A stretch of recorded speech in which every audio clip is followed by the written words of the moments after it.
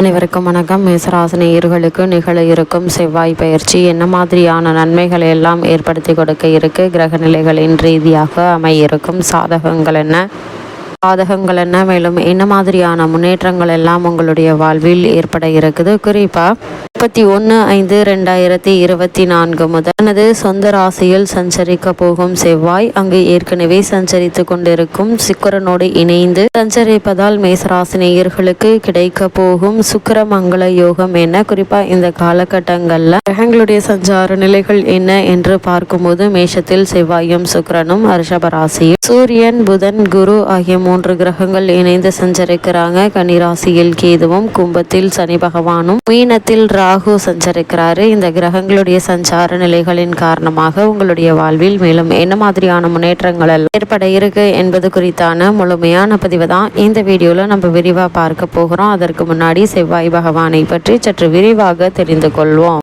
அங்காரகன் என்பவர் இந்து தொன்மவியல் கூற்றுப்படி நவகிரகங்களில் செவ்வாய் கிரகத்தின் அதிபதி ஆவார். அங்காரகன் என்றால் சிவப்பு நிறத்தவன் என்று பொருள். இந்து தொன்மவியல் படி இவர் ஒரு போரின் கடவுளும் பிரம்மச்சாரியும் ஆவார். இவர் பூமாதேவியின் மகனாக கருதப்படுகிறார். ஜாதிடத்தின்படி செவ்வாய் பகவான் மேஷம் மற்றும் விருச்சகம் ஆகிய ராசிகளுக்கு சொந்தக்காரராவார். முன்னொரு காலத்தில் அந்த காசுரன் என்ற அரக்கன் சிவபெருமானை நோக்கி கடும் தவம் இருந்தான். அவன் தவம் இருந்த இடம் உஜ்ஜயினி. அவனது தவத்தை கண்டு மகிழ்ந்த பரமேஸ்வரன் தோன்றினார். ஈசனை தரிசித்த அந்த காசுகரன், இறைவா, உமது தரிசனம் கண்டு எல்லையில்லா ஆனந்தம் அடைந்தேன். எனது ரத்தம் தரையில் விழுந்தால் அதிலிருந்து என்னை போல நூற்றுக்கணக்கானவர்கள் பிறக்க வேண்டும். எனது உள்ளம் மகிழும்படியாக இந்த வரத்தை எனக்கு வழங்கி அருள வேண்டும் என்று வேண்டினான். பக்தர்கள் வேண்டியதை வாரி வழங்குவதே இறைவனின் முதல் கடமை என்பதால் அசுரன் கேட்ட வரத்தை அப்படியே வழங்கினார் சிவபெருமான். வரம் பெற்ற அரக்கனுக்கு ஆணவம் தலை தூக்கியது. மமதையில் தன் நிலை மறந்து உஜ்ஜயினி நகரில் இருந்த முனிவர்கள், ரிஷிகள், மக்கள் என பேதம் பார்க்காமல் அனைவருக்கும் துன்பம் விளைவித்தான். அவனது செய்கையால் நிலை குலைந்து போன முனிவர்கள் சிவபெருமானை நோக்கி வழிபாடு நடத்தினர். பக்தர்களின் துயர் களைய பரமேஸ்வரன் முன் வந்தார். அதன்படி அந்தகாசுரனுடன் போரிட முடிவு செய்தார். ஒரு நாள் இரவு அவர் சூலாயுதத்துடன் அந்தகாசுரன் முன் தோன்றினார். வந்திருப்பது பெருள் என்று அறிந்த அசுரன் சிவனை எதிர்த்து தாக்கினான். இருவருக்கும் இடையே வானத்தில் கடுமையான போர் நடந்தது. இந்த யுத்தம் பல ஆண்டுகள் நீடித்தது. போர் முடிவடையும் நேரத்தில் சிவபெருமானின் உடலில் இருந்து வியர்வையின் சொட்டுக்கள் நிலத்தில் விழுந்தன. அது நிலத்தை 2 பகுதிகளாக பிரித்து செவ்வாய் கிரகம் பிறந்தது. அரக்கன் அந்தகாசுரன் உடலில் இருந்து விழுந்த இரத்த துளிகளை செவ்வாய் கிரகம் உள்வாங்கி அதை பூமியில் விழாமல் தடுத்து, இதை தொடர்ந்து சிவபெருமான் அந்தகாசுரனை சூலாயுதத்தால் அழித்தார். தேவர்களும் முனிவர்களும் ஆனந்தம் அடைத்தனர். இந்த வரலாறு கந்த புராணத்தில் கூறப்பட்டுள்ளது. அரக்கனின் இரத்தத்தை செவ்வாய் கிரகம் உள்வாங்கி கொண்டதால் அது சிவப்பாக இருப்பதாக கூறப்படுகிறது. செவ்வாய் கிரகம் ஒரு ராசியில் சுமார் 45 நாட்கள் தங்குவார். ஒரு முறை ராசி சக்கரத்தை சுற்றி வர 18 மாதங்கள் ஆகின்றன. அங்காரகன் நவகிரகங்களில் 3ஆவதாக குறிப்பிடப்படுவார். இவருக்கு சக்திதரன், குமாரன், மகாகயன், மங்களன், அனப்பிரதன், லோகிதாங்கண்ணன், ராத்தியதேசன், ரத்தர்ணன், கோமகுண்டலி, ரோகன் சாதனை என்ற பிற பெயர்களும் உண்டு.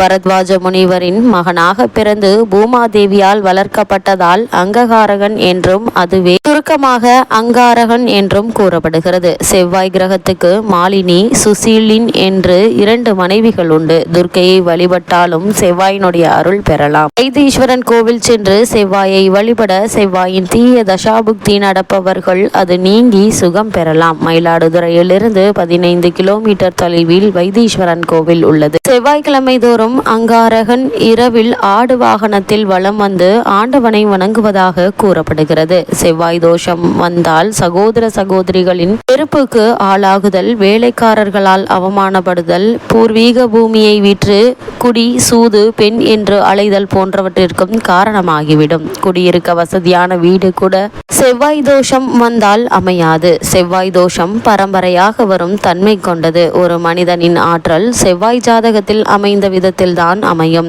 வெளிநாட்டு ஆதிக்கம் இந்தியாவில் பல நூற்றாண்டுகள் இருந்ததற்கு நாட்டின் செவ்வாய் தோஷமே காரணமாகும். செவ்வாய் தோஷமுள்ள பெண் ஆண்மை குணம் அதிகம் உடையவள். செவ்வாய் தோஷம் உள்ள ஆண் பெண் தன்மை உடையவர். செவ்வாய் தோஷம் 7ஆம் இடத்திலும் 8ஆம் இடத்திலிருந்தும் செயல்பட்டால் திருமணம் ஆனவுடன் செயல்பட ஆரம்பிக்கும். 12ஆம் இடம் 2ஆம் இடம் என்றால் பிறந்தது முதலே இருக்கும். 4ஆம் இடம் செவ்வாய் வீடு. வாய்க்கும் போதே, கல்வி கற்கும் போதோ, பயணம் செய்யும் போதோ, உத்தியோகம் பெற்ற பின் மட்டும் செயல்படும். செவ்வாய் தோஷத்தை நீக்குவதற்கு செவ்வாய்க்கிழமைகள் வள்ளலாரின் தெய்வ மணி மாலை, குமரகுருபர சுவாமிகள் எழுதிய திருச்செந்தூர் கந்த வெண்பா, அருணகிரிநாதரின் திருப்புகழ், குறிப்பாக கந்தரலங்காரம், பாம்பன் சுவாமிகள் அருளிய சண்முக கவசம், கவிதேவாராயன் எழுதிய கந்தசஷ்டி கவசம் போன்றவைகளை பாராயணம் செய்யலாம். சுலபமான வழி, செவ்வாயன்று ஏதாவது ஒரு முருகன் கோவிலுக்கு சென்று மனதார வணங்க வேண்டும். விஷ்ணு சகஸ்ரநாமம் ஞாயிறு நண்பகல் பாராயணம் செய்து சர்க்கரை பொங்கல் விநியோகம் செய்தால் செவ்வாய் தோஷம் விலகும். நவகிரகங்களின் சன்னதியில் செவ்வாய் காயத்ரி மந்திரத்தை 36 முறை உச்சரித்து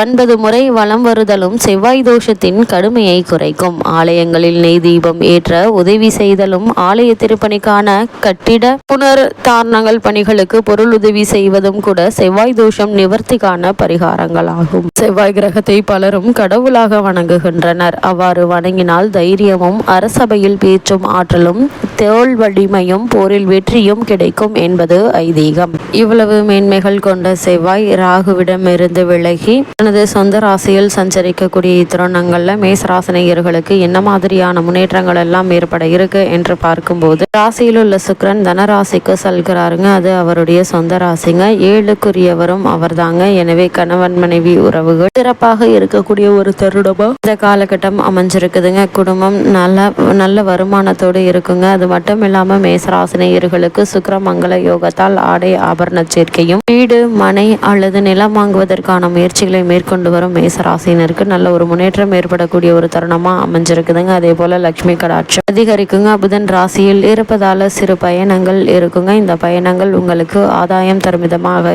அமைய இருக்குது. தகவல் தொடர்பு துறையில் உள்ளவர்களுக்கு சிறப்புகள் உண்டுங்க. மற்றபடி தொழில் சிறப்பாகவே இருக்குங்க. காரணம், லாபஸ்தானத்தில் சனி இருக்கிறாருங்க. குருஸ்தானத்தில் இருப்பதும் சூரியன் இணைந்திருப்பது நல்ல ஒரு அமைப்பு என்று தாங்க சொல்ல வேண்டும். பெண்களுக்கு மகிழ்ச்சி கொடுங்க. கலைஞர்களுக்கு நல்ல வாய்ப்புகள் கிடைக்கக்கூடிய ஒரு தருணமாய் காலகட்டம் அமைஞ்சிருக்குது. மேசராசினியர்களை பொறுத்த வரைக்கும் இந்த மாதிரியான விஷயங்களை நீங்கள் கவனமாக இருக்க வேண்டும் என்று பார்க்கும்போது, சனி ராசியை பார்த்ததால சில ஆரோக்கிய குறைவுகள் உண்டுங்க. 2இல் உள்ள சூரியன் வார்த்தைகளில் வெப்பத்தை சேர்ப்பாருங்க என்பதால் பேச்சில் கவனம் தேவைங்க. 2இல் சூரியன் இருப்பதால் தேவையில்லாத மனக்கவலைகளும் அவ்வப்பொழுது எட்டி பார்க்குங்க. 12இல் செவ்வாய் ராகு சேர்ந்திருப்பதால தேவையில்லாத பகையை வளர்த்து கொள்ள வேண்டாங்க. உடல் ஆரோக்கியத்தில் கவனம் செலுத்துவது மிக மிக நல்லது. சிறு உடல் உபாதை என்றாலும் கூட உடனே மருத்துவரிடம் அணுகி அதற்கான சிகிச்சை எடுத்துக்கொள்வது மிகவும் அவசியம் என்பதை கிரகங்களுடைய சஞ்சார நிலைகள் தெளிவாகவும் உறுதியாகவும் எடுத்துக்காட்டுது. இந்த காலகட்டங்கள்ல முன்னேற்றங்கள் நிறைந்த ஒரு தருணமா அமைஞ்சிருக்குதுங்க. கிரக நிலைகளின் ரீதியாக கூறப்படும் பரிகாரம் என்ன என்று பார்க்கும்போது, செவ்வாய்க்கிழமைகள்ல முருகனை சிவப்பு மலர் கொண்டு வழிபடுங்க.